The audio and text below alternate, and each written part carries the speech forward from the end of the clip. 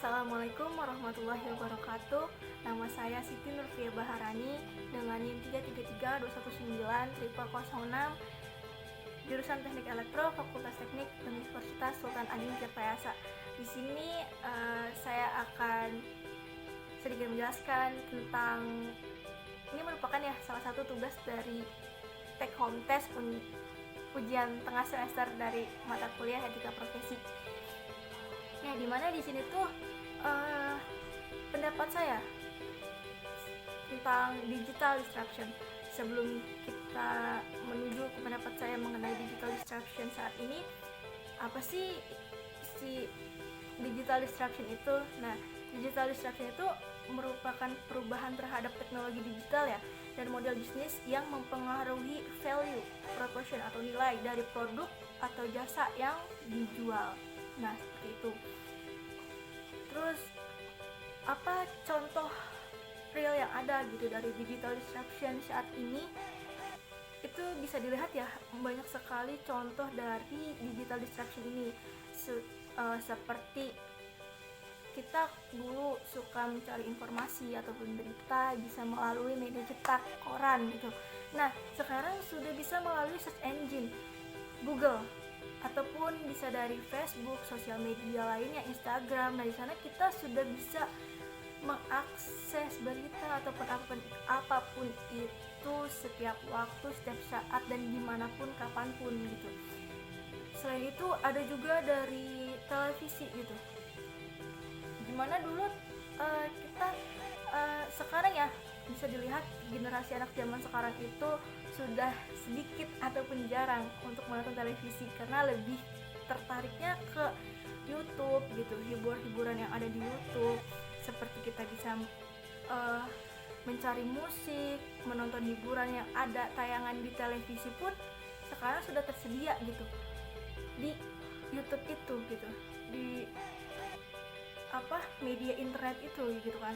Selain itu ada juga tempat perbelanjaan seperti Ramayana Department Store, Matahari, yang pasar-pasar yang di mana offline gitu. Nah, sekarang itu sudah lebih ke online store gitu kan, seperti Shopee, Lazada, dan lain-lain gitu. Jadi mereka pun seperti Ramayana dan Matahari, mereka punya online store gitu. Nah, sedikit demi sedikit itu kayak kita masyarakat lebih gampang nih kita membeli barang atau sesuatu di online store. Itu merupakan salah satu contoh dari digital disruption ada juga di bidang financial teknologi atau keuangan gitu kan, kayak bank ataupun ATM gitu. Sekarang sudah gampang diakses dengan adanya m-banking. Nah, di m-banking juga itu kita bisa mengambil uang, mentransfer ke sesama bank, ke antar bank gitu. Dan itu sangat-sangat memudahkan untuk transaksi gitu kan ya. Selain itu juga yang lebih terlihat lagi di bidang edukasi. Dulu itu edukasi di bidang pendidikan kayak lebih sulit untuk dijangkau seluruh gitu.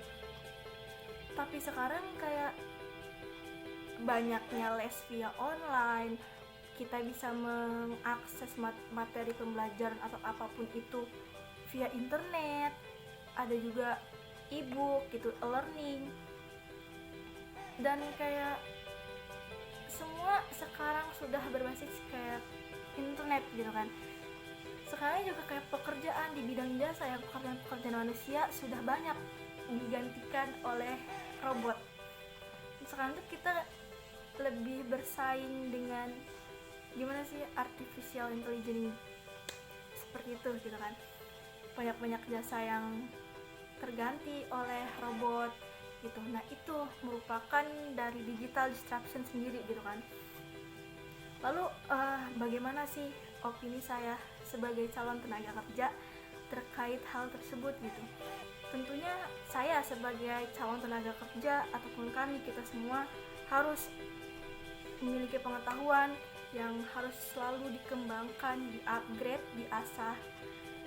Bagaimana kita berinovasi bagaimana kita mengasah keterampilan, dengan cara apa sih gitu. Kita bisa dengan mengikuti pelatihan, seminar, mungkin ikut balai latihan kerja gitu di daerah-daerah kita gitu. Itu harus kita upgrade skill-skill kita gitu kan.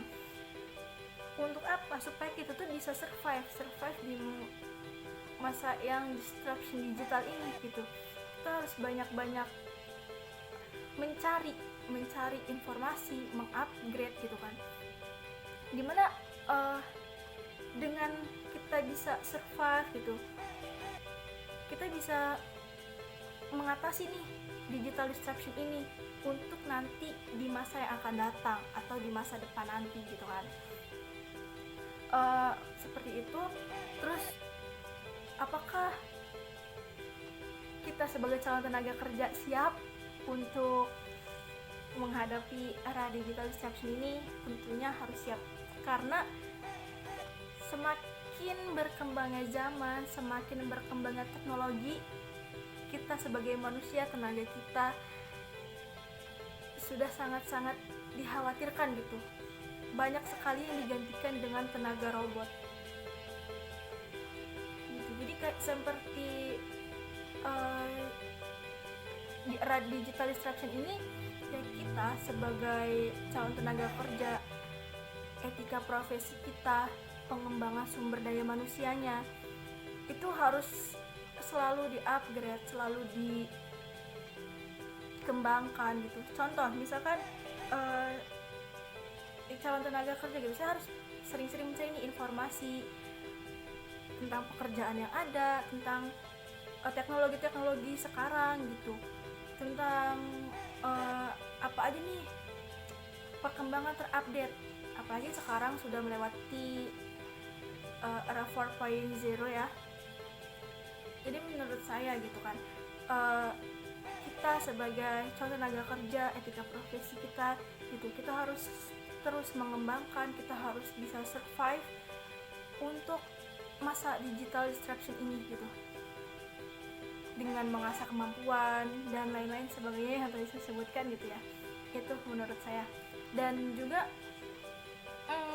ini, bagaimana kita sebagai calon tenaga kerja itu untuk selalu mengembangkan gitu kan, dengan caranya kita bisa ini, kayak kita bisa bagaimana sih profesionalitasnya dalam bekerja, dan perkembangan zaman, etika profesi setiap profesi gitu, profesionalisme itu selalu harus kita upgrade dan kita banyak cari pengetahuan ya. Menurut saya seperti itu pandangan perihal digital disruption untuk penjenjang tengah semester mata kuliah etika profesi. Kurang lebihnya mohon maaf dari saya. Terima kasih. Wassalamualaikum warahmatullahi wabarakatuh.